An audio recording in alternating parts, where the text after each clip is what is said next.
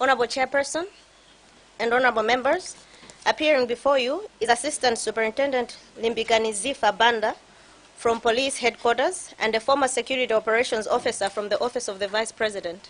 Thank you. Mr. Wilson Banda, you may take your seat.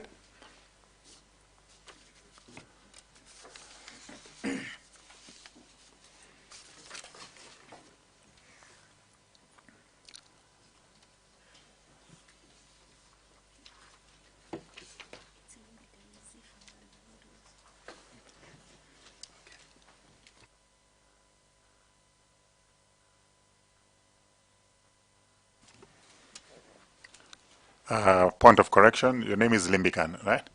Limbikani Banda.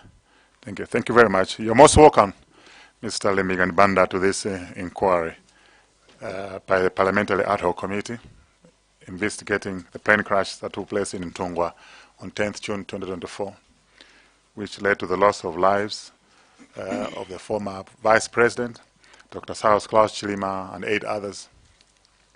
You have received summons to come and give your testimony. So before you give your testimony, we will ask you to submit your testimony under oath, and we will also make some formal introductions of the members that are here. The members of the Ad Hoc Committee is on the right and the Secretary on the left. Just to find out from you, what language are you comfortable to communicate with? Both Chichewa and the English. Fantastic. Our session is live today on Parliament TV and other media houses, so it's being followed across the country. May I start with the formal introductions? Members, please. Thank you very much, Chair. Ismail Nkumba, the MP for Blantyre City, Ndira and the Malabada Nyambado constituency, a member of this ad hoc committee. Thank you. Chair, my name is Mphatso Jones Boti. I'm a member of Parliament for Lilongwe Mude. Thank you, Chair. Chair, my name is Felix Njawala, member of Parliament, Mwanza Central Constituency. Thank you. Zina langa ndi Joshua Malango, MP Wagudedza Kasina. Chair, my name is Mackenzie Chipalamoto Nkwazi, MP Nkarabe North. Thank you. Chair, ndi Gilbert Konyongwa, Pungu wa nyumba ya Malamulo, kuchokera ku Mpoto, ku Mulange District.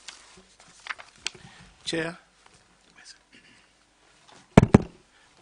my name is Domisano Lindani, representing the people of Zomba Tondwe constituency and a member of this ad hoc committee. Afternoon, Chair. My name is James Mpunga. I represent the people of Zomba City South constituency and I'm a vice chairperson of this committee. Chair, good evening. My name is Ephraim Maipopo, Parliament Secretariat. Thank you. Good afternoon, Chair. My name is Patrice Nkono, and I'm consultant with the Secretariat. Good afternoon, Chair. My name is Suzy Okunga, Parliament Secretariat. Good afternoon, Chair. My name is Annie Kanyangalazi, Parliament Secretariat. Honorable Chairperson, my name is Charles Makalani, Parliament Secretariat. Thank you. Honorable Chairperson, I'm Upire Polepole Ali, Parliament Secretariat. Thank you. Good afternoon, Chair. I am Louis McKay, Secretariat. Honorable Chairperson, my name is Sipiwe Komwa, Parliament Secretariat. And I'm Walter Nyemelando Manda, the Chairman of the Ad Hoc Committee, an MP from Sanje Southwest. Assistant Superintendent Limbikani Banda, you are appearing before the Ad Hoc Committee in your capacity as a Security Operations Officer in the Office of the Vice President then. As a member of the Vice President's Security Detail, you were responsible for coordinating and implementing security arrangements relating to the Vice President official engagements and movements. Your testimony is particularly relevant because members of the security team were among the last government officers to interact with the last Vice President before the aircraft departed. You are expected to provide evidence on the planning and execution of security arrangements for the journey, coordination with the Malawi Defense Force, with the Office of the Vice President and Cabinet, civil aviation authorities, and other security agencies involving in facilitating the Vice President's travel, Your testimony may also assist the committee in reconstructing the chronology of events immediately before departure, including the Vice President's arrival at Kia, the composition of the traveling party, security briefings conducted, boarding procedures, and any potential issues that arose before takeoff. In addition, your evidence may assist the committee in determining whether established security protocols governing the movement of a vice president were complied with, whether any concerns were raised by members of the security team regarding the journey, and whether there were opportunities to mitigate operational risks before departure. Although, as Security Operations Officer, you are not directly responsible for determining the aircraft's technical airworthiness or authorizing the flight, your testimony is essential in understanding the broader operational environment within which the journey was undertaken and in establishing an accurate chronology of events immediately preceding the flight. You received summons that were very specific, and we will require you to respond to those summons under oath. May I request Secretariat to administer the oath?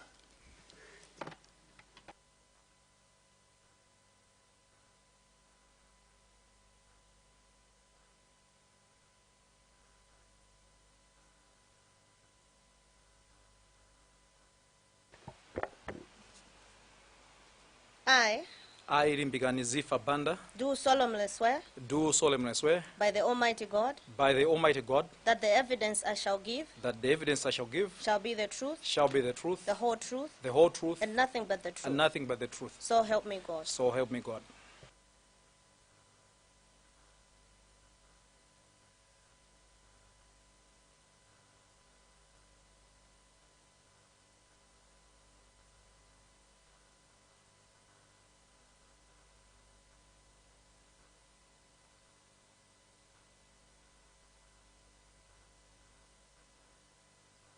Mr. Limbikani Banda, we see you came well prepared for your testimony. We will give you the opportunity to testify accordingly. I will give the floor to you. All right, thank you so much, Chair. I've submitted before the committee a brief in response to the summons that I received, particularly to the role that I played on the 10th, but the brief goes on to the 11th. So I'll go through the brief, but with your permission, Chair, I'll be expounding my points that I made. All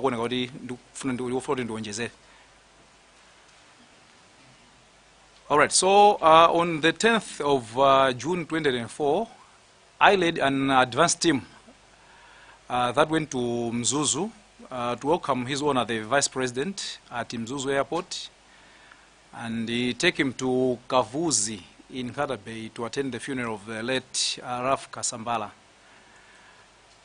We departed Lilongwe around 5 from area 43 residence and arrived in Mzuzu around 8 at Mzuzu Airport.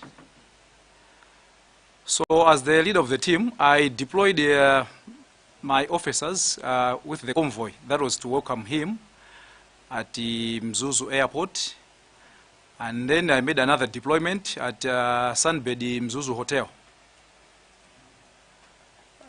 to have a holding room where, in case the VP would want to freshen up, would use the room at Mzuzu Hotel. And then I proceeded to Kavuzi for a site meeting. I attended the site meeting at Kavuzi, and after the site meeting, I had to check the guys at the team I had left at the airport to get an update of how things were. So I was told that the plane had not yet landed, and that was around 10. And 10 was the ETA, the expected time of arrival of the plane at the Mzuzu Airport. So I said, okay, if it's 10, then the plane has not yet landed. Can you check with the control tower and get an update about the plane? So the officer that was left at Mzuzu Airport went back to the control tower, and he was told that they had lost contact with the plane. So upon being told of this, I immediately called Superintendent Gloria Mtugule, who was the deputy guard commander, about this development, and he was the one who was leading the team that was in Lilongwe. So as time went by, and after several phone conversations with the guys in Mzuzu and here in Lilongwe, we went back to Mzuzu Airport to continue monitoring developments or any update that would come up. So I left at the Mzuzu Airport, I think around it was before 12 anyway. Before 12, and then I proceeded to the control tower. And I sat with the officer who was on duty in the control tower, and he was trying to find out anything from him. That's when he was telling me that the last time he had contacted the plane was around 9:15, after they had taken off from Kia. And by that time, it was the pilot was trying to get an update of the weather in Mzuzu. And he said he advised the pilot of the weather by that time in Mzuzu. But that was their last contact. And later, the plane went off ladder. So we are banking on the flight time which were advised by the control tower officer to say the flight time is 4 hours. That would mean if the plane was still flying, it had enough fuel to fly for 4 hours. So we had to wait until that time elapsed, and it ended around 1. And by this time, I was also in contact with the commissioner of the Northern Region through his deputy, Mr. Glinton Mitai, who is now the commissioner for the North.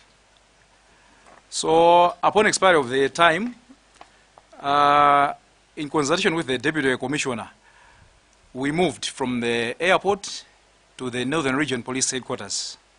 And I joined him and the commissioner in the region control room, so that maybe there could be updates from anywhere, from the police station around, we would know first time. So we stayed on until around 15:30, when the deputy commissioner told me, oh, there's information that one of the phones had picked around the Chikangawa tower, 15 kilometers radius of Chikangawa, no, not Chikangawa, that is Reply network tower. So immediately, the police at that time had already mobilized a good number of officers at the region. So the transport had already been arranged, and then we started off to Reply. As for me, I withdrew an ambulance that was on the convoy and used it as transport to Reply. So all the police officers that came from Mzuzu and others came from Mzimba and Chikangawa police post, we all convened at Reply. In here I've put Reply police unit, but it should be Reply police roadblock. So after briefings there, teams of police officers and the forestry staff were sent out in different directions of the covering the radius of 15 kilometers of that is the Reply network tower. I myself had gone through the route of Kawandama, so I went up to Kawandama Hills, which is about should be around 30 kilometers from the tarmac road, going the east of Reply. We searched to no avail up to around 10, when I decided to go back to the base, since my phone had run out of power and the radio air communication air police system, so there was couldn't get in touch with anyone. So went back to Library Police roadblock around 10. And there was the commissioner for the North, then Mr. Richard Luhanga, who is now the Inspector General of Police, and the Deputy Commissioner himself, Mr. Mirai, and the other MDF officers which I cannot identify. So they called us for a briefing to say all the leads we had at the moment have yielded nothing. So we need to re-strategize. So let's gather again at 5 a.m. in the morning so that maybe we could have new leads so that could help us to locate the plane where it was. So early in the morning, we converged again at around 5 at the same Reply roadblock. From there, we were told to move to the airfield that is about maybe 4 or 5 kilometers where the command center had been set up. So the airfield was opened as a command center, and the police officers that were there were then as well divided into several teams. And this time around, we had a team from MAST which brought drones, then a forestry, a Department of Forestry plus a reply. Omwe amaidziwa nkhalango ija kuti tikakauza kuti mulo area iyi they will know kuti tigawana bwinobwino. So teams were set kuti amakhala the police, the forest officials, nkuwapita a drone iwa anangosankha selected teams because there were few. So there were 4 only. And tisananyamuke a police, that is, MDF came in, and the one troop carrier. Yes, around 70 or so. So my team went police were not, but others had not yet started off. So he said, "I'm not allowed to pick so to examine." So Asikari were also divided into the teams, feeding the teams. Also, I went back to Kawandama because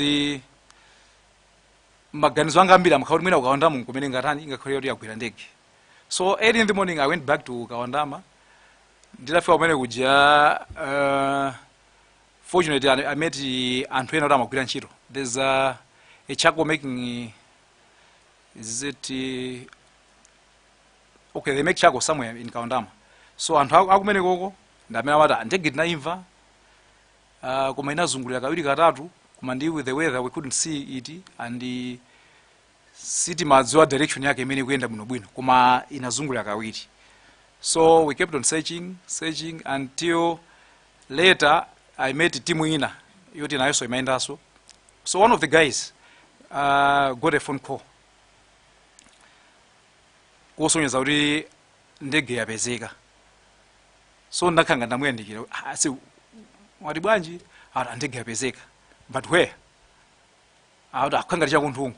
So immediately I went back to my phone, which was in the ambulance in charge for moto mavuta. Ndi network iso mavuta.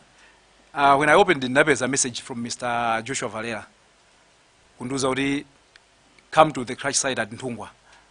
So immediately we lashed back. When I arrived at the scene, ndinapeza kuti my bodies yanali ena adacho sakale pa side ene pa crash pa kwaika wambali about 7 bodies, yeah, because I witnessed the retrieval of 2 bodies from the plane that were trapped. So it was the labor guys amene anabwera ndi equipment yoti wapanga chezoling mosamala yonjo kuyotsa modzi kena kumaliza winayo. And then after that exercise retrieval, there was need to identify matupeaje. So I was called to identify the bodies. It was very hard for me kuti ndiambeso kuma kwauna anthu kuti ndikuzoti amwalira kale and not in a very good state, but I couldn't do otherwise. I was there to do it. So I started with the medical team had put my labels numbers on the borders, and the other items there were retrieved from the plane, like my personal effects. So on number 1, it was the body of the VP, of which Ndufnandi George said, no, this one has already been identified. And that time, there was the then commissioner responsible for operations in the service, Mr. Mwanga. There was Mr. Mwanga, the commissioner, Mr. Richard Luhanga himself, and then Mr. Mirai, plus the other military officers and the medical teams. My medical team were also a Red Cross, yeah, Red Cross was also there. So on number 1, it was the body of the VP, which Sinai Vundulenso, and was identified already. On number 2, there was something, a box, which I was told it was evidence. Then from number 3 to number 10, the other bodies, which I was to identify. So I requested the doctor who was at the scene, identify, to say, okay, what if we can put the bodies in order? 1, 2, 3, 4, 5, 6, 7, 8, 9. We put the evidence as number 10, 11 my personal effects. So he agreed to that. And the Pama bodies 8 identified the 5 bodies for the officers that were from the office of the Vice President. And the other 3 I left for the military officers to identify them since an earlier MDF. As for the Katundu Inaiwa and who, there was a team of CID officers from police headquarters, which maybe was led by Senior Subutu Mtinda. If not him, then could be another one, but he was there. And then the one who was recording was the Subutu Gwendolyn Umali. He was taking record of the personal effects. So after identification of the bodies were taken up pamwamba pa Pirantungwa pamwe panali ambulance.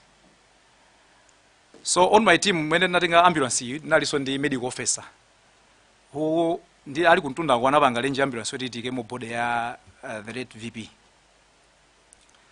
So watafika iduku vanando ni soda ambulance tika hii ndi tinaika mmene moja. As for the personal effects, there was kwambiri ndo I was following bag ya the VP. So I had an officer, Sub Inspector Mafubza. Amenda muzoti apange follow za katunduyo mpaka kuti pamene angati pange handover oloti nganene kuti ya family adzatenge. So the police had recorded that. So they said, okay, katundu ya mbaba atapanga rekodi koma sitingaperekere pasini pompano tikakupatsani ku Lilongwe. Said, oh, okay. They from the scene tinachoka to the ambulances where we packed the bodies. Ndikupita pamene panali command center pa airfield. So at the airfield, the bodies will be taken out of the ambulances and put in human bags. Then from there, we carried the bodies to the plane. Ananyamuka kumapita ku Lilongwe, ifeso nkuyambapo wapansi kumabwerera ku Lilongwe. I submit, Chair.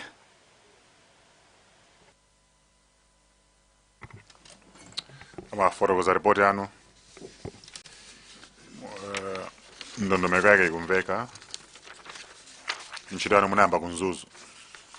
Choncho? Yes, ndayamba kunzuzu. Munayambira kunzuzu, munayambire pa kukia za security ya kukia simunachita nawo. Is that correct? Yes, zakuya sinapangena unachoka eli kumapita straight mzuzu. Chabwino. Noni mangufana kale clear kuti mafuso mwina akoza kumabwera obwerera sombuyo komabe ndimene zilipo. Members ndipale mafuso ena ndiena.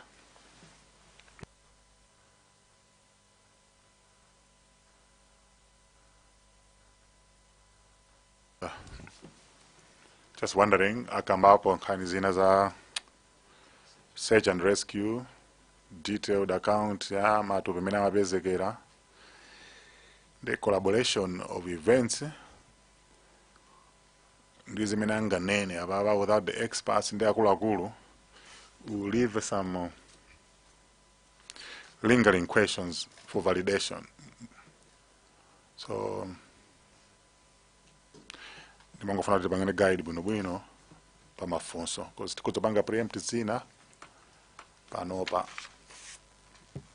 and then take another 1 or 2 months zinthu zina kuti zapange validate mwina tingokhala focused pambali iyo ya ntchito amene anagwira mzuzuko. Going into my actual technical details panopa ndi phase imene tili ngakhale zina zapangida preempt alipo woka, so nangofuna I just bring it to the members' attention. Okay, yeah. So I am Banda. Chair, I just wanted to make a proposal. If that's possible, then we can just dwell events pertaining to the 10th. We shouldn't cross into the 11th. So anything that has to deal with the 11th, then that should not appear. I just wanted to request that, Chair, if that's possible. Thank you. Of course, he's a key witness who search and rescue. Kuzakhala some key witnesses ena ku search and rescue. They tikapanga front panopa ndi bakhala chisokonezo. Okay, so can we do that until maybe time of this discovery of the aircraft? I think that's what I would say. Okay. Sorry. We start with Zomba Tondo this time around. Zomba mwambiri Chair.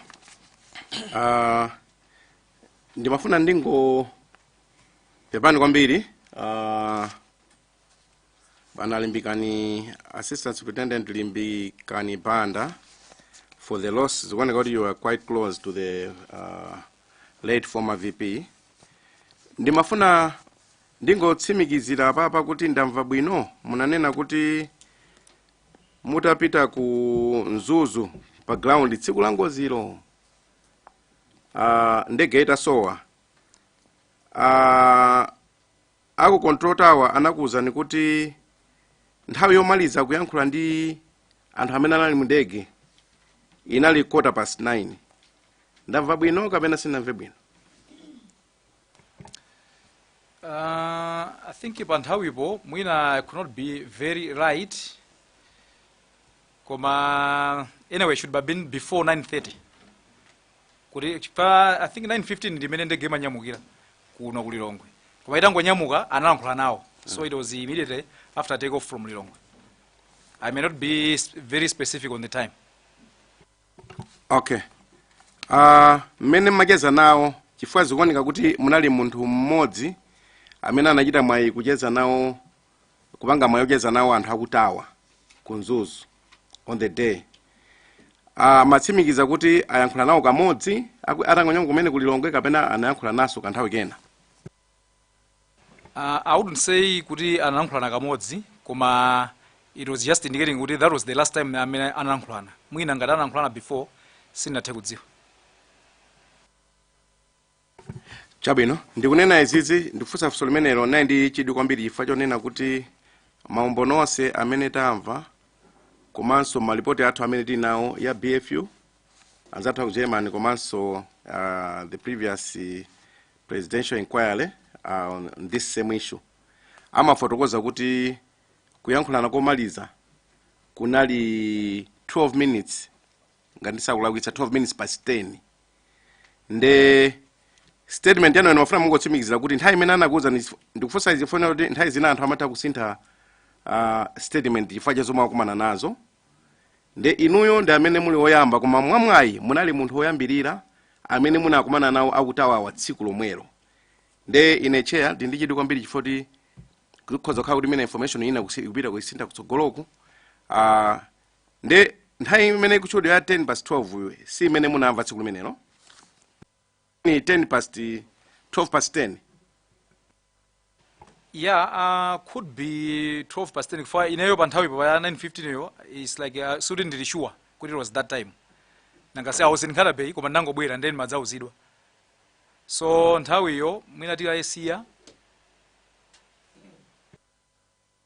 zomwe kwambiri mafusoni ena nawo chair ndi akutsogolo koma I think ndi guidance yanu ija tiyasungira tikadzafika phase ya ku search and rescue. For now, thank you. Blantyre Malabada. Thank you very much, Chair. Mr. Banda nimafandi ziwe kuti late VP mnajua napa ntawera libanji kumasu mnagwa na ntchito ntawera libanji. All right, thank you so much through you, Chair. I joined the team at the office of the Vice President in 2015. 2015, that was, I think, February. So I was there up until October of November of 2024.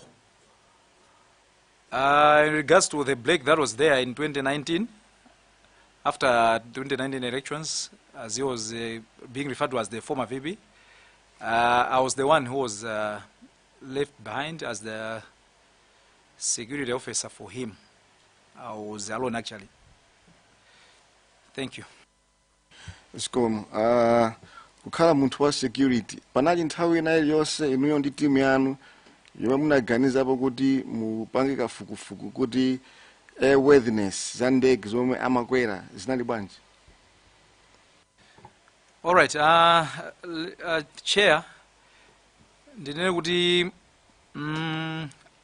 a security detail ya say the VP ntchito yake kwambiri imakhala ya close protection, and it's always a small unit. So simakhala ndi nthawi yoti mukafufuze zina zakunja. We normally ride on the established structures of the government system. Say kundege kundali mazoti anzathu aviation amaziwa kuti aina opanga izi, ndegeyo enoka ndegeyo aina opanga izi, so we just ride on that. Singakhale nthawi yofufuza zinthu ngati zimenezozo ziko. My last question, Chair. Mene mnali kunzuzu search yayamba, and then police apanga call of search. Mnani maganizo ena yake organizo kuti maybe the calling off of the search was suspicious, or you found it to be normal? All right. Majazi immaturely calling off. Kuma professionally, I would call it a tactical withdrawal. What we do is ndirekebeze tilindima demonstration. Apolisi abwera kuma matusenda apanga 10 violent. Apolisi walipo ochepa. Simungali mane ndi chigulu yambiri ine mulipo ochepa. So what you do is let's re-strategize. So I looked at it as a matter of what it bange withdraw, bange strategize. Because on that day, I informed Ambira, the guys are CID plus and organized crime, which are Panga gather intelligence. They were told to go to still continue with gathering Kuringaranga Pese, Malidzi, whatsoever. So to me, it was just a strategic withdraw so that we regroup and the Kuribanga Banji Winako. Zikomache. I'm done, Chair. Yes, Kadamino. Chair, thank you. I want to ask a supplementary question. Okay. Can you confirm that you were very close to the VP? Yes, I can confirm. Would you accept that someone is telling you that you have to code off and then go to someone whom you love or you are protecting with? Okay. If you look at this ngati muntu, of course you will be hate to kuliumve kuti tikuyangana chinthu siti kuchipeza. Koma the conditions on that day si zimalola kuti tipitiriza because tinalibe equipment iliyonse, ndege yali message ya manually, and it was very cold that day, very cold that night. And you can imagine on that day I was like Menda Valiram in the cold night. So tinalibe matochi, tinalibe chiti chonse. Kuma siri endi timodira dala magesa galimoto. Mendi kuendayo kuti tizoona taima galimoto temeruza kuti yangane uku, temeruza yangane uku. And the visibility was just yapafupi kwambiri. Zikomo kwambiri. Yeah, so funso langa ndakuti the VP is supposed to be guarded 24/7, right? 24/7, and you as a personal guard of the VP, you're supposed to be in touch whether there's the weather or there's a cold, there's what. Why would you accept okay, let's go home and then we are going to strategize? No, it wasn't going home, and at the same time, menanka enda VP suri anali okamundege moyai. Anali ndi the guard commander and the ADC, kumana ndasilikala awiri. So it wasn't like the VP was left alone. No, menama enda mana ndasilikala awiri. Ziko mwambi. Thank you, Chair. Chair Nzonzivai, kena kudeza mayana. Ziko mwambi ya chair for debata mwaya anthu akunchewu kuti tifuse mafunso Mr. Limbikani Banda. Mr. Limbikani ndimangofuna ndiufuseni kuti nthawi imene ndine ndichoyambirira mmene mwafotokozera mwati mmagwiritsa ntchito maujeni magetsi a galimoto yanu kuti muzitha kuona sechi imene mmachichita sechi mkati mwa msewu kapena zimayenda bwanji potengera kuti mmagwiritsa ntchito magetsi a galimoto andi galimoto singalowe nkhalango moja. Funso loyamba. Funso la number 2, ku police headquarters munanena kuti munali ku police headquarters ku Northern Region kumene munkachita kumadikirira kuti mwina mutaolandira ma information ena ndiye na kufikira pamene munadzauzidwa kuti ndege yapezeka ku library sigine kuoneka chakumeneko ndi munanyamuka nthawi yanji. Funso la number 3 pepani mwina mudzilemba. Funso la number 3 linalira kuti nthawi imene mumachokayi munachoka nthawi yanji. Ndi simunazindikire nthawi imeneyo kuti anthu mukuyenera kukonzekera mwina nkhani ngati amatochi ndi zina zotero mupita kusechi ndikatengera nthawi iyo mmene munadzafotokozera koyambirira ndi it was after 3 ndi automatically I think mwina timu imene madziwa kuti ndi kuti kuku ndi kunkhalango tikupitako andi nkutheka mwina tikafika usiku bwanji simunayenda okozeka. Funso la number 4 pepani ngati muzilemba number 4 apolisi ndi army amene amatsogolera sechi imeneyi anali ndani ndi apolisi anali ochuluka bwanji army anali ochuluka bwanji nthawi imene mukunena kuti sechi inayimitsidwa. Zikomo kwambiri.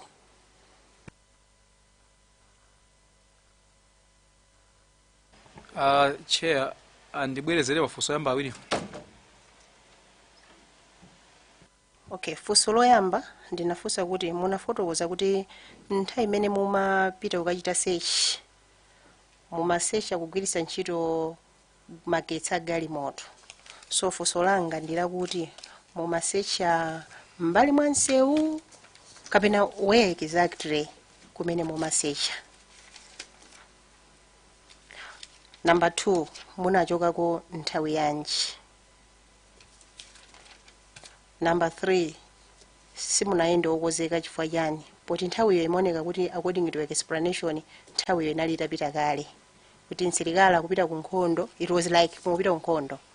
So ndikupere munayenda so ngati gulu ifa munayenda pa galimoto simunakumbutsani kuti mwina tikwene otenga zoyenerera.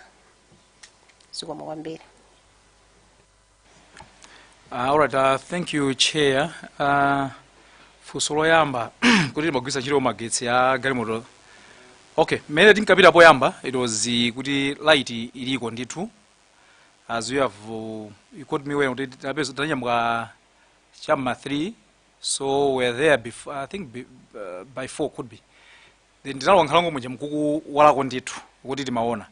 And with the information ya phone yo maganizo analoti sindoti sitingakafutika kwambiri being kuti anthu anali tinala anthu ambiri indi tagawana koma inapezo kuti nthawi yapitabe mpaka na tafika ndi usiku kuti kusecha kuti masecha bwanji ngati kuti kwada kwayambira kunana kuti tilwa kuti kuyera koma ndimo chota utaonjezekera mpamene timatha kugwisa ntchito galimoto ya ulimira ime pena iunike koma it was still hard chifa sitikanatha kulowa deep into the forest. Why were we not prepared? Okay. I'll answer this one kutengera mbali ya my team imwe nayo ya OVP. Mede wapita kunzuzu sitinapite moganizira kuti mwina tikagona or this will happen or that will happen. Tinalibe kwa mwina anzathu apolisi konkowa ndamene mwina tingafunse kuti odi anthu angasana anapangira mobilize konko kuti anapita bwanji opanda mwina zipangizo zina koma I'm sure alibe. And mwina atadzafunsidwa okha the better udakhoza yankha funso limenelo bwino. On command mwati kuti polisi ndi ame amapanga lead ndi ndani and ma numbers analochuka bwanji.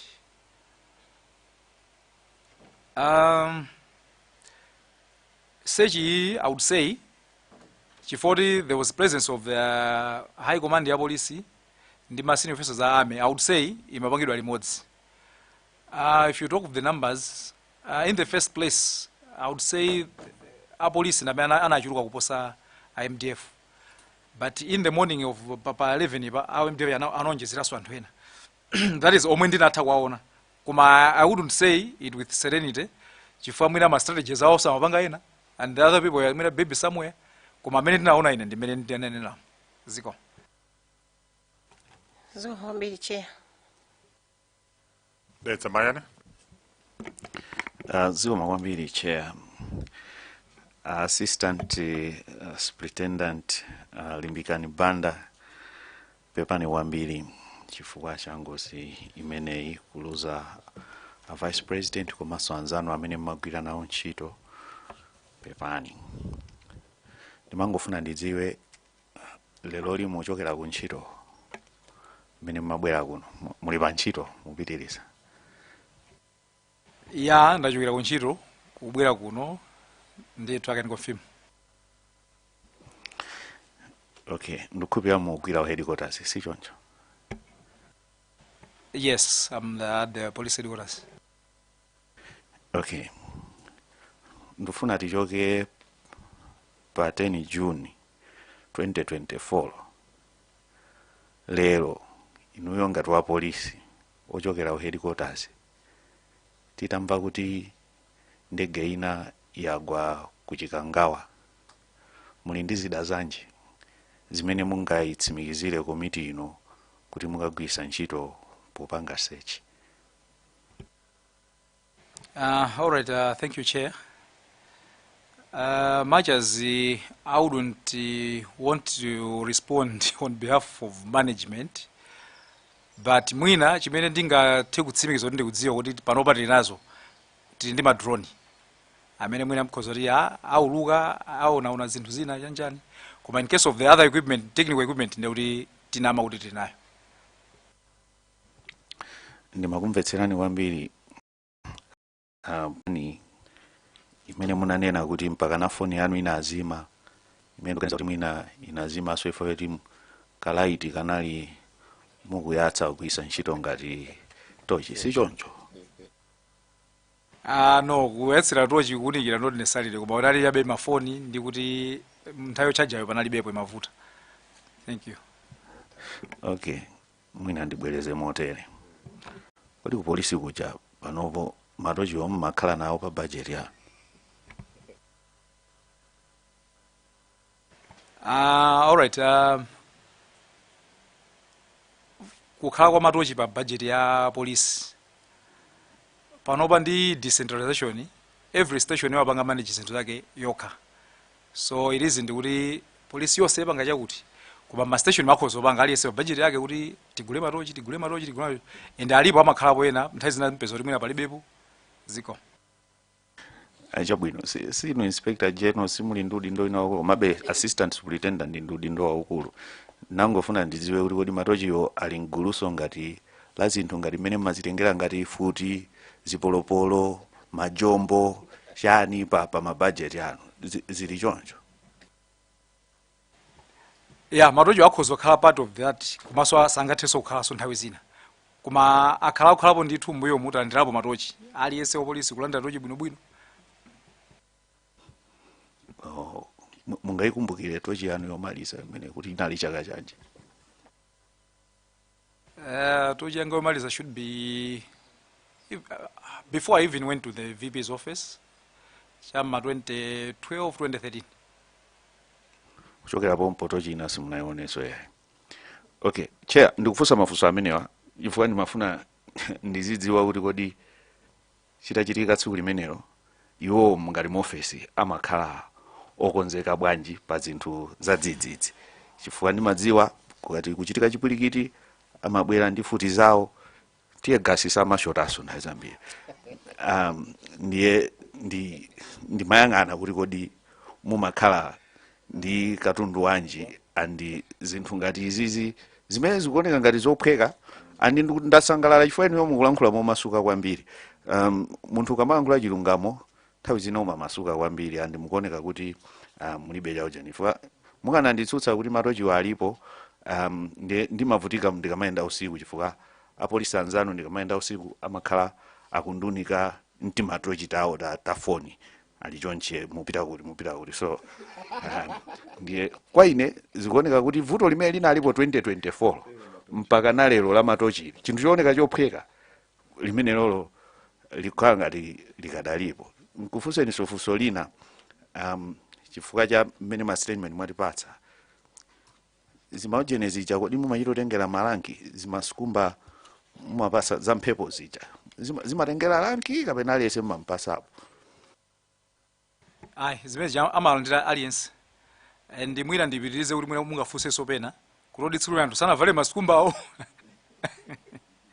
Chabwino pa mapetition ya changu yachonchi zimatheka munthu akhoza kuyola chake ngati ine that day ndinalibe and the next day I had to borrow it from someone kuti ndivale. Thank you, Chair. Ayi zomwe kwambiri chair, ineyo chimene ndinangofuna upange establish ndi chakuti zikuoneka kuti zinthu zinalipeza modzidzimutsa ngati dziko komabe likuoneka kuti sitinadzidzimukebe pa kagwiridwe kathu ka ntchito zinazi ndi zinthu zina zooneka zing'ono poti tidzakhala ma recommendation. I think zinthu zina ngati zimene zifuna anthu atha usiya search chifukwa cha kanthu kooneka kakang'ono chifukwa nkanamba ofusa mareni koti chani zinthu ngati zimenezo kunali kuchikangawa kumabwera mvula ndi anthu mazizira mukananena zambiri china imene sinafuna ufusa nchoti mudayenda ndi chakudya sikomandira ipwerepo mpochea basi mafunso anga zikomo. No, ndimomwe zilingana abusa kwenda kuchaya chopanda Bible. So tiyameni ndani wina dedza timalize dedza nditu kasina. Was it you? Chabwino chair. Ndita hapa sana arinali. Mwapa sa? Chabwino. Ziko mwambiri chair. Madzulo abwino bambo Limbikani Ziffa Banda assistant super pachama supwe. Tiyambe ndikupepesa kuchokera kudedza kasina kuti munaluza azinzanu pa ntchito imene magwira ntchito munjira imeneyi komanso bwana amene magwira ntchito kuyambira 2015 kufika 2024 fufupi zaka 9 muli limodzi. Ndikupepeseni kuchokera kudedza kasina. Mabendi mafuna tichezeko ziwiri zitatu. Chair nine ndilekezera pa point number 7 poti 8 upita kwinaku ndi phase 2 imene tidzakhale tikukambirana. Mwanena kuti bread number 1 ya 2 kani munena kuti munanyamuka ndi convoy ya vice president kunyumba kwawo mamawa ku 43 pamene mumanyamuka kupita ku Nzuzu ndipo munafika ku Nzuzu 8 o'clock mawa. Tatiuzeni kuti nyengo inali bwanji imene mapita ku Nzuzu ngati mungakumbukire. All right, thank you, Chair. Mene lapita ku Nzuzu from this side kunali kuti kunali mama wainde through the forest fog inaliko ndithu kunali kozizira no being June. In Mzuzu it was a bit clear but kumabe it was cloudy ndipo yaso imasintha nthawi yonse. Down in Nkalabe it was even showering kunali mashowers olomene mapanga side meeting imoti mapanga kuti mvula ikugwa ndithu. So that was how it was. Chabwino.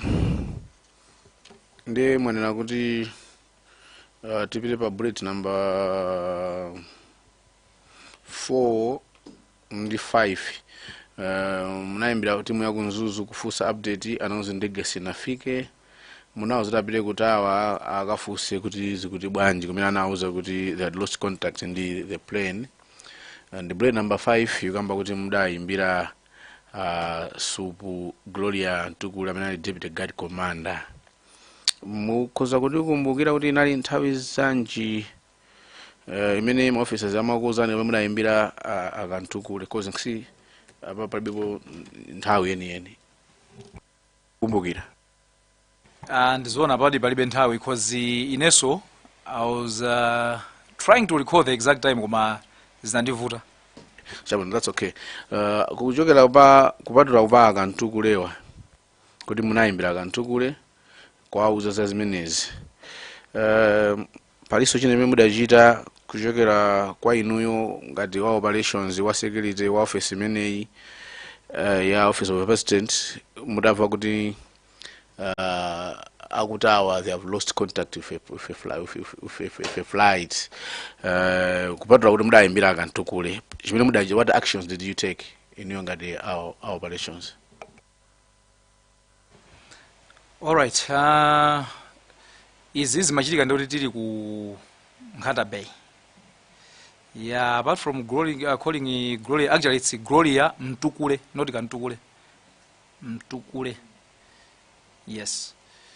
I would also talk to the Deputy Commissioner for the North, Mr. Mitai, and I might as well have talked to the PS, Dr. Sikwes, and Wawawa. So, for that, the minute mapanga na nzero zoti papa singapange sochire chose kunoko ndi nthawi imene ikupitiramo. That's when we went back to Kunzuzu pa airport ipo to continue monitoring kuti chingabwere china ndi chani. Otherwise there was nothing we could do. Chabwino. Mutafika kutawako kototawa anakuza nthawi amakambirana nawo kuti last time amankhwana amafusa za weather, advice ya weather mauza kuti nyengo ili bwanji. Ananena apo kuti anawauza kuti nyengo ili bwanji mena amayankhulana nawo. Sana ndiuze mene anauzira zoti nyengo ili bwanji. Tipita pa bullet number 7. Kumene mwapita tsopano ku Kawandama Hills mukuyang'ana mpaka nafika 10 o'clock. Kulibe sign of anything. Munabwerera ku base ya Parliamentary police unit kumene kunema update ya kuti tsopano kulibe no means of communication. Amene anapanga update the crew mutafika pa base ya Parliamentary kuti akuluakulu mene zikuonekeramo mene munayankhuliramo kuti zikuonekeramo kulibe chilichonse mwina tibwerereso tizayambireso mamawa. Amene anakuyankhulani usiku umene wapa 10 June 2026 mkhoza mkumbukira naye ndani? Yeah, it was the Commissioner for the North then, Mr. Richard Luhanga, who is now the IG. Zira fusolanga chair likhala losiyana ndi zimene andiuza apapawa koma ndimafuna ndafuse ngati mungalole chair ngati ndingafuse fuso lokhudzana ndi office yawo ngati former operations officer, operations security officer wa office of vice president, but it's not on their presentation. Permission, chair. That's why we're here. Okay. Yeah. Now ndimafuna ndifuse ndisimane ngati ino amene munali security operations officer office of a vice president. Chair wanafusa koma nafusa wa protocol anabwera koma nalipanga mwina anakamba in general, but I want to be specific. Anthu amene akwena ndi vice president mwachisazo akwera ndege mujotsepo ADC mujotsepo guard commander koma entourage ya vice president mujotsepo second lady akaza vice president. The other team women and vice president, do you conduct search on them? Sometimes yes, sometimes no. As a security expert in what's the best practice chinthu chaina kuchita ngati inu munakamba kuti you work as a cross protection officer nakuvani amakafuso ndinanachoko best practice kusayotani. Okay, it depends. That's why I'm saying sometimes yes, sometimes no. So it depends. Mwina ngati ali ndi ma meeting oti one on one upeza abwera okha iye alumikizana apita kale. Koma in case normally ndithu amapangidwa sausage nawo so suti they exempted. Ayi. Sindikamba ma meeting fusangali specific kuti amene akuyenda ndi president sumenero kali pa galimoto olo ali akukwera ndege president ja vice president ja endako ndege ndi ma advisor kaya ndi ndani kandi ndani ndifuna panga single out kuti muchotsepo a former second ready muchotsepo ADC muchotsepo guard commander ena amene akuyenda nawo aja kandi wa media kandi wajani amene akuyenda nawo ndege limodzi. Do you conduct search on them ma search kapena amangokwera?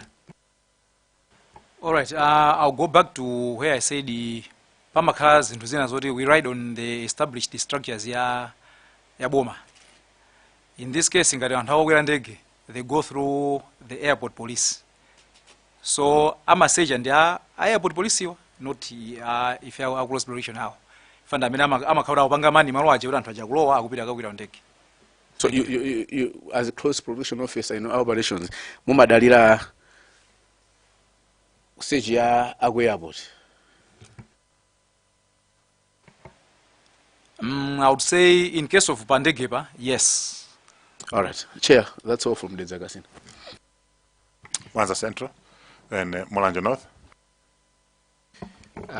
Zikomo kwambiri, Chair. Nimafuna tipite pa point number 2 imene kwamba za convoy imene munaenda choka ku area 43. Munena kuti munanyamuka 5 o'clock munakafika around 8 o'clock. Are you sure of this timing? Yes, I'm sure. Ndi mene timayenderamo cause timayenda be mothamanga I should admit. So 3 hours imakhala mene mayendera nthawi zonse mlilongwe nzuzu 3 hours. Okay. No, ndingofunsa chifukwa chonena kuti ndi mene timamvera ena manena mayendedwe mene amayendera popita ndi tikuona 3 hours iyo chifukwa kuyenda kuchoka ulilongwe 3 hours ukafika ku Nzuzu ndikuti ndi speed ndithu ya bwinobwino. Then mangofuna ndichite confirm kuti munakwanitsadi kuyenda about 3 hours kuchoka kulilongwe ukafika ku Nzuzu tsiku lomwero mama omwewo. Yes, I can confirm. Very much, Chair. That's all from me. Mulanje North. Zikomo kwambiri Chair polola kuti anthu aku Mulanje North afuseko mafuso. Bwana Banda ndini mafuso I think awiri if not atatu. Fuso la yamba mafuna ngomvesesa pa kachezedwe kanu ndi akutawa. Matuza kuti mutafusa nawanena kuti ife kulankhula komaliza ndi crew kunali nthawi imene amafusa amayankhula za weather. Komano mu report ya BFU akutawa wanena kuti anayankhula nawo komaliza about 10:12 kenako 16:10 pamene ndege imapeza kuti yagwa. Anti pa nthawi imeneyo amauza kuti ati kuchokera chaku Ekwendeni side sana kambepo nkhani zokambirana za weather. Then mafuna kungofunsa kuti kodi mene macheza ndi akutawa sana kuuzeni za nkhani yonena kuti amachokera chaku Ekwendeni? No, panalibepo any talk of Ekwendeni koma kuti polankhulapo pochezapo mati ngasisakufitira bendege kuganizira kuti mwina akhoza kuti afuna kuti akatere ku airport ina yapafupi koma not specifically to say kuti akuta kuchokera ku Ekwendeni. Ayi. And sana nene so zakuti I mean in terms of manya kuti mnankhanawo nkhani ya weather anangokamba kuti mnankhanawo za weather koma sanene kuti anapanga advise motani malinga ndi imene nyengo inalili. Yes, sinadziwa kuti anapanga advise motani. Anangoti ndayankhula nawo amafunsa update ya weather basi. Zikomo kwambiri. Deba point 7 munanena kuti anthu munapanga convene or converge pa roadblock pa library. Kodi pamene anthu munakhala pansi kupanga plani kuti search iyenda moteremu mwina kufunsa anzathu a library kubwesa mapu amene ili dera lonse lija ndi kugawana kuti kodi ena alowera uku ena apanga chonchi kapena panalibepo that kind of planning. Titapanga converge pa library police roadblock opa ngati mungawengebe musimo ndikunena zoti matimziwa amene amapita pa first day amapita ndi anthu ena a forest kuti amadziwa nkhalango ija so that imene agawidwa kuti mukapita area iyi apolisi fere makhauti sili kudziwako kuti this is the area koma eno ake amadziwa so they were there. Ndiye mati this operation inali jointly between police ndi MDF. Mukumene matisimikiza kuti pafika nthawi nake mutaona kuti ndi mene you were rather ill prepared kupitiriza ndi search pamene IMDF akunena kuti iwo amapitiriza search iyo. Coordination yanu inali bwanji pakati pa ino ndi ya MDF? All right. Coordination ya MDF ndi police was through management ya police, top management, that is, who was the commissioner for the north. So coordination was between akuluakuluwa ife kumusiku kuti mangouzidwa zochita.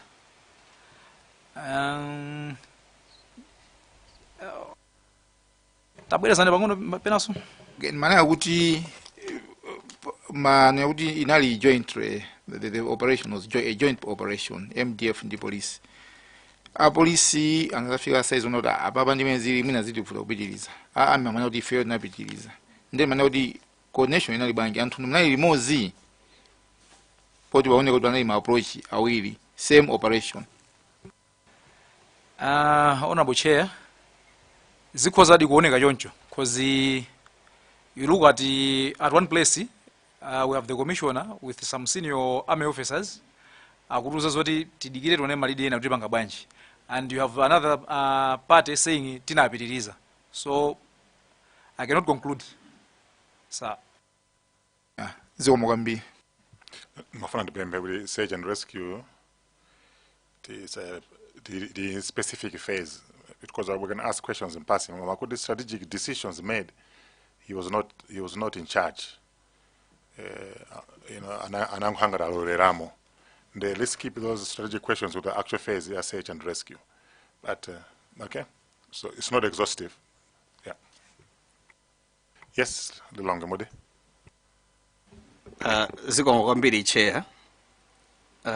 Pepana Banda ndili ndi funso limodzi Chair, koma ano funsoli ndilofunsa maganizo anu. Nde poyamba ndimafuna kuti mwina ndilisunge ku search and rescue, koma ndikufuna ndingofunsa maganizo anu. Abanda mwatiuza onena kuti munakhala ndi vice president kuyambira 2015. 2019 chisankho aluza, koma chifukwa choti amayenerabe kukhala ndi apolisi inu anakusunganibe kuti mukhale nawo. Mpaka 2020 abweranso mboma munapitiriza nawonso mpaka 2024. Ineyo ndagwira ntchito ku security sector ndikudziwa what that means, kuti ndekuti inuyo munali very close. Ndieno ndimafuna ndifunse funso ili kunena kuti mwatiuza onena kuti panali tactical withdraw, kuti munasintha machitidwe yake antchitoyo, nde munanena kuti ACID ndi anti-crime teams anapitirira amene wanda apolisi. Nde mafunso langa ndilonena kuti kodi inuyo amene munali very close kwa VP munakhutitsidwa kunena kuti matimu awawo apitirire ifeyo tiyeni tibapita kaye? I think ndinayankhaso nthani yake kuti kuganiza as a person ndi chinthu chovuta kuchivomera, koma professionally ndimayenera ndivomere because that was the strategy that was being used. Thank you, Chair. That's it, Chair. Thank you. No mafosa labu no kwambiri. Chifukwa wakhala bodyguard ngati chinthu chitati chavuta mwalero uambe kufa ndiweyo bwana ako akhale ndi moyo ndiye pa tsiku lili abwana samapezeka kuti umene tinayo uzipereke. So fosa lanu ndilafundi fosa labu kwambiri inde ndilasearch and koma likupanga refresh kwa iwowa amene anali in charge ngati bodyguard amene amapangira conduct zinthu. So it's a relevant question and I'm sure mukuyipanga appreciate. For Salina, ngati? Yes, yes. No, not a question. Komano, just for the Secretariat to take note, ndimayanga na write-up ya Mr. Banda. Akamba issue ina yake kuma mu write-up mulibe, so ndimafuna kuti mwina potiza kuma nao patali zati kumbusi. I can't get an outstanding issue. And then I would there was a box labeled evidence. It's key to this this inquiry. Then mafuna ndipempe chair kuti Secretariat should take note of that. Kuti no nthawi yakeyo tiza kumbusidwe kuti tiza funsi. So not tizafunika sitinakambe za matupi for a reason. Identification of china chili chose sitinakambe for a reason. Tizafunika collaboration ndi onse because iwo anazipeza nsonzo zili pansi kale ati zili labeled. Ndizafunika anthu azati fotokozere amapanga label bwanji chan kuti information izakhale complete. Koma kungo ibentulera pano ndikuona ngati kuzapanga distort the whole thinking and the picture. Okay, but the point is noted. Talegera pa item number 8. Is it 8? 9, 10, 7. So even yeah, as a key witness, definitely he will come as a key witness. Whether anabanga participate, na bena anabanga identify matupis. So he is a key witness. So enaja tina alolera makondo fotokoze. Kuti nkhani yawe ikhale complete. Anala anafedwa. Sina mafuna razabwere tabange drug azapite kumene kuja chancha nkhani yawo inali complete. Koma officers that are on duty, okay, they are active. Amene tizafunaso even phase 2 phase 3 kabwera katatu kandi kawiri koma akuna tazati pase umukono okwanira. So just to explain why awawa tabange exempt kuti tidulire apa. Yeah. Yes, Vice. Thank you, Chairperson. Tingomba nkota munapoti ndikamaliza ino a chair, you take it over. Assistant Suputu Limbikani Banda, iniyo ngati wa security wa former vice president azanga afusakale zina zote munawena uzipereka mena kuganizira iwo koma ine ndingofuna ndimve maganizo anu kuti ngozi imeneyi inu ngati wachitetezo mumaimvesesa bwanji ndipo ife ngati amene tikupanga kafukufuku kuti ndi malo ake ati amene mungafune kuti ife tisindike tulunjike kuti nanunso muzakhale ndi mtima kuti ngozi jadi ndaimvesa tikamazamaliza inquiry imeneyi.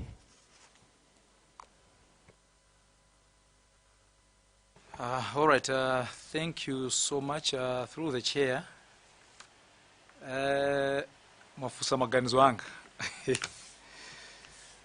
Okay, pa crash site ndinafika hapo. To look at the site kuti apa pakuoneka bwanji ndi ngozi ndithu koma nkhani ndi kuti chinapangitsa ngozi ndi chani. That should be the thing yoti this committee is ngati ingakwanitse kuchitulutsa idzachitulutsa. And on another note, I know iyi ndi inquiry kwa maybe padzafuna actual investigation into that kuti ma relevant agencies ena othandizira za investigation ngati atakuthandizani, you can come up with that. Kuti ngozi ndi ngozi, koma chinapangitsa chenicheni ndi chani. Thank you, Chair. Athokoze chifukwa cha nzeru zanu. Ine ndilibe funso lena lililonse. Kuthokozani kuti mwatifotokozera tsatani ndi tsatani. Siniziwa ngati muli ndi funso kapena comment. Thank you so much, Chair. Mwina ndikalankhula zimene andifunsazo, so palibe chiliyonse china. Chabwino, no? Inu tipeza naso kusiyana kwa ife ya Parliament. Inquiry yathu imasiyana ndi ya polisi. Nikufuna chithunzi chikali very clear. Mwina ena koza mayembekezera kuti mina amapezera kuti wakubayo kuti ifeso tizampeza wakubayo ntchito yovuta kwambiri. Kamunimvesesa kaya inuyo mumatha kumpeza wakuba. Nde ifeso tini inquiry yathuso ndiyosiyana napo ndi ya polisi. Koma ndimene zinthu zikhalire. I'm sure ma agencies ose azapanga adopt ma report yathu. Ma recommendations ndi zina kwina kuzakhota anthu ena amalizise maka kuma recommendations because ife sitili mu office mabungo osiyana ndi kuma ndaimva recommendation yanu kozi ikufuneka ti assess ipezeke kuti ipange validate ena anaipeza kale ndi tipange validate koziyo kapena tipeze ma causes ena ndi ena sili kuziwa. So I appreciate your time to be with us. Thokozeni tizaona naso mtsogolo muno. You may take leave. Thank you so much, Chair.